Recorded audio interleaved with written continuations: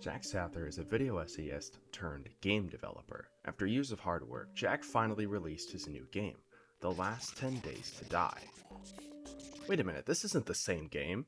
While Jack and Nick are working on All for Naught, which I talked about a few weeks ago, Jack entered the 2026 GMTK Game Jam, where he had to make a game in 4 days by himself. GMTK Game Jam 2026 starts now, which means you have 96 hours to make a game that fits the following theme.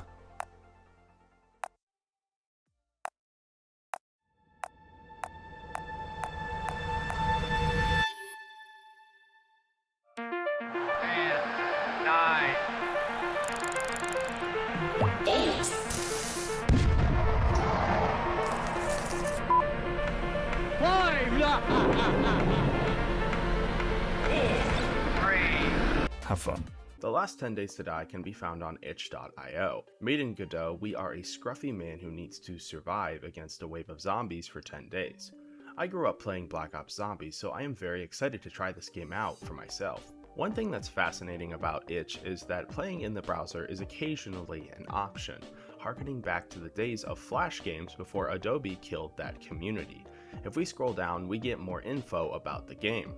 WASD to move around, mouse and click to shoot, Q and E to switch weapons once you've unlocked them. Have fun living!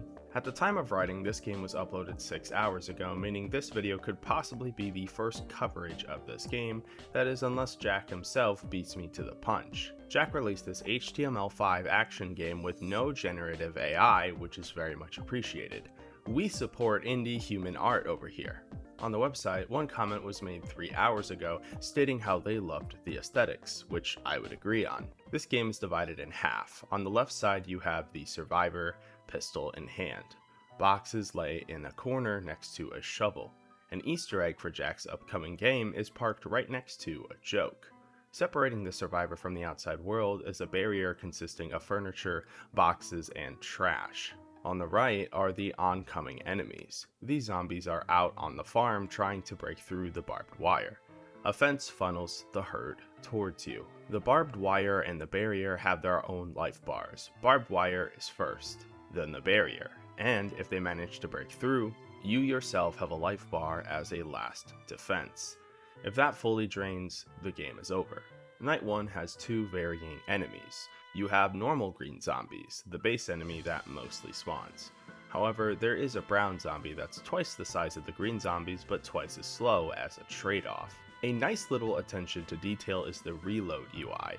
Your pistol has 10 bullets, and every time you shoot, another bullet fades out on the HUD.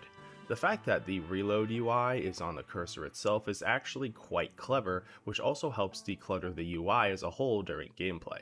Instead of having to constantly look away from enemies to see how much ammo you have, you'll never wonder how many bullets are left in the chamber. Basically, Ahoy would love this. Morning 2014, grab repairs and head back inside. I honestly was expecting us to stay in one place this entire game, so it's nice to know that there is some exploration in this game. Albeit, it's not a lot, but you can venture to the right side of the screen for repairs. These icons are a toolbox, a screw, and a hammer. Night 2 introduces a slightly bigger version of a green zombie. We also start seeing more shades of the green zombie. After this night, we get an upgrade. Night 3 gives us a shotgun. It is very powerful. This is also when I noticed that the reloading and shooting sounds are recorded with mouth noises, which is a fun touch. Night 4 is more of the same, so instead I will mention here that there really isn't a difficulty option, that is unless you manufacture one. What I mean is that this game is very replayable by increasing the challenge by getting rid of more barriers to make it harder. I played most of the game with only one barrier. Night 5 gives us an Uzi, definitely a better gun. Since it's semi-automatic, you can spray it with a wide range. Night 6, more of the same. The other way to increase difficulty is using only one type of gun. Since you have unlimited ammo in this game, your option is to switch what type of ammo you use. Night 7 gives us a machine gun. The better the gun, the slower the reload. This plays into all the guns, not just the machine gun. Night 8 actually started getting difficult. I was hoping for a ramp up in enemy difficulty, and there is one. They broke both my barriers and I had to actually escape to the other side in order to live. Night 9 gave us a minigun. Remember how I mentioned Black Ops Zombies? If there is one thing I learned from that game is how to train a horde of zombies. The last night was Night 10, especially because it's in the title of the game. I'm glad the game got harder as it went on because this last fight is brutal. If you survive, it tells you how many zombies you've killed. That was the last 10 days to die. It's a fairly straightforward one-room survivor shooter. If you like zombie survival games, this might be for you. The game is pretty short with under an hour in runtime, and I forgot to mention, it's free.